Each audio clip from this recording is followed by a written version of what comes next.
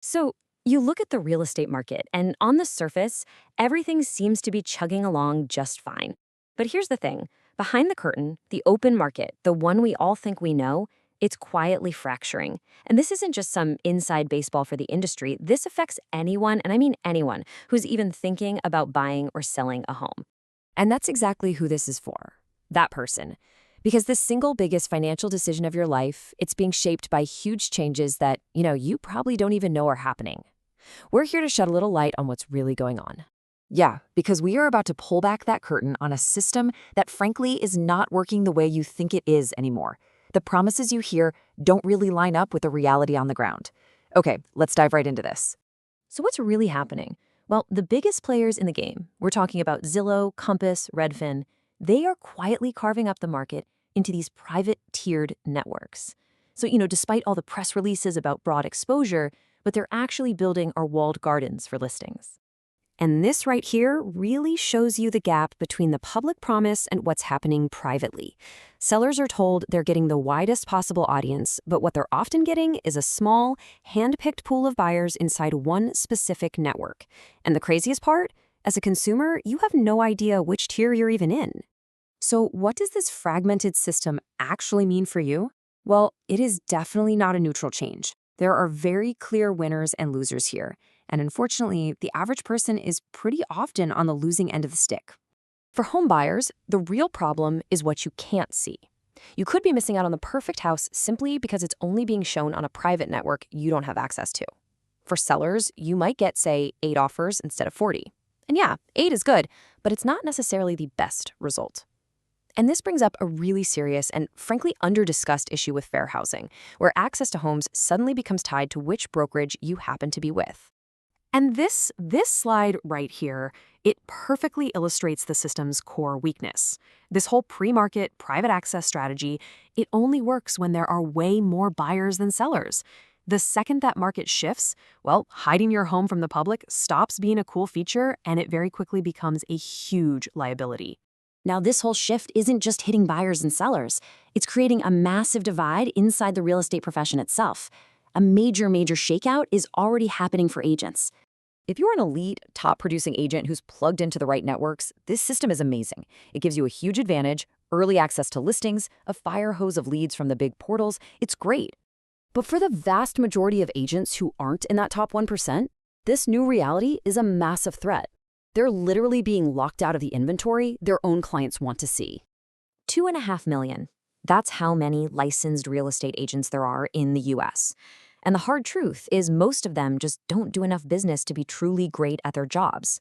This new fractured system is only going to speed up a shakeout that honestly was probably long overdue. Okay, but just as these private networks are being built up, a powerful, disruptive new force is coming onto the scene that threatens to tear those walls right back down. And that force is artificial intelligence. AI tools are about to hand all the power right back to the consumer. Just imagine a tool that can scrape every single one of those private networks and show you every coming soon listing all in one place. It'll analyze pricing, market trends, and expose these private networks for what they are. Basically just a disingenuous speed bump designed to control who sees what. So, here's the crucial point. Pretty soon, agents are going to be dealing with clients who are just as informed, if not more informed than they are. The days of being the gatekeepers of information are over, and agents who can't add real value beyond just access to data, they're going to be in a lot of trouble. This also hits the brokerages, the companies agents work for. Right now, brokers do most of the work, they carry all the risk, and then they hand over about 85% of the commission to the agent.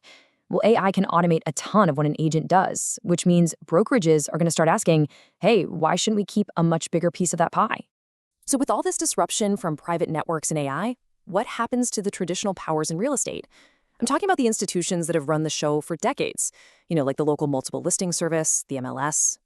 The simple answer really comes down to one word: scale. A regional MLS that just serves a few counties simply can't compete with these massive national portals and brokerages signing huge data deals. The big brokers have figured this out, and they're sending their listings upstream, completely bypassing the local MLS. And look, if the local MLS becomes less important, so does the National Association of Realtors, or NAR. For decades, one of NAR's biggest selling points for membership was exclusive access to the MLS. With that pillar starting to crack, NAR's whole reason for being is at risk. However, don't count them out just yet. NAR is sitting on a massively powerful and surprisingly underused asset that could completely change the entire game. That asset is called RPR, or Realtor's Property Resource. It's basically a national property database that NAR already owns and operates. The tech, the data, the infrastructure to build a real national MLS to compete with the portals, it all already exists right now. So the challenge isn't technical, it's cultural. It would require the leadership at NAR to do something they've never been very good at, admit that the old way of doing things is finished, and embrace radical, fundamental change. They need to build something new for a totally new era. This timeline really puts it all into perspective, right? We went from a world totally controlled by local MLSs to today's messy, fragmented system. The industry is standing at a crossroads, and the next move decides whether we get a unified national system or a completely shattered market. And that really brings us to the fundamental conflict that's defining real estate today. On one side, you've got this huge push toward closed-off private ecosystems. And on the other, you have the unstoppable force of AI, which demands total transparency. These two things, they can't coexist forever. And this brings us to the final and most crucial question for the entire industry. The tools and the talent to build a better, more transparent market, they're already here. But what's missing is a real sense of urgency from the old guard. The window to act is closing, and it's closing fast. So the real question is, will they seize this opportunity before it's just too late?